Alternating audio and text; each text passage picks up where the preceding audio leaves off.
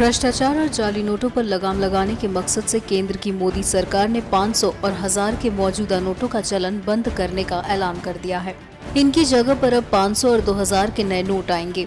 500 और 1000 रुपए के नोट 9 नवंबर से आधी रात से अवैध हो चुके हैं।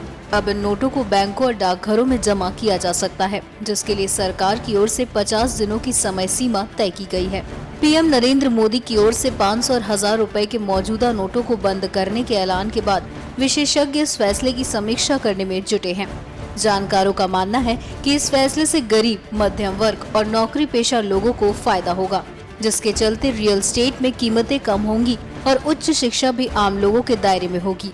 इस फैसले के चलते एक तरफ सरकार के रेवेन्यू में इजाफा होगा, वहीं ब्लैक मनी को व्हाइट इकोनॉमी के दायरे में लाने में भी मदद मिलेगी।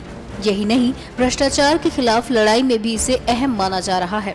फिलहाल अघोषित आय को रियल सेक्टर में निवेश किया जाता है। अब इस फैसले के बाद नगद भुगतान नहीं किया जा सकेगा।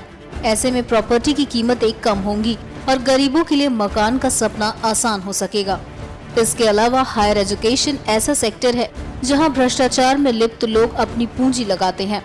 कैपिटेशन फीस के चलते उच्च शिक्षा आम लोगों की पहुंच से दूर हो चुकी है। इस फैसले से उच्च शिक्षा के मामले में भी समानता की स्थिति आ सकेगी, क्योंकि अवैध कैश लेन देन संभव नहीं होगा। इसके अलावा इस फैसले के जरिए देश की इकोनॉमी में मौजूदा जाली करेंसी को भी बाहर किया जा सकेगा। देश की इकोनॉमी में जो जाली करेंसी है वो 500 और 1000 के नोट के रूप में मौजूद है। नए नोटों के आने से जाली नोट अपने आप ही इकोनॉमी से बाहर हो जाएंगे।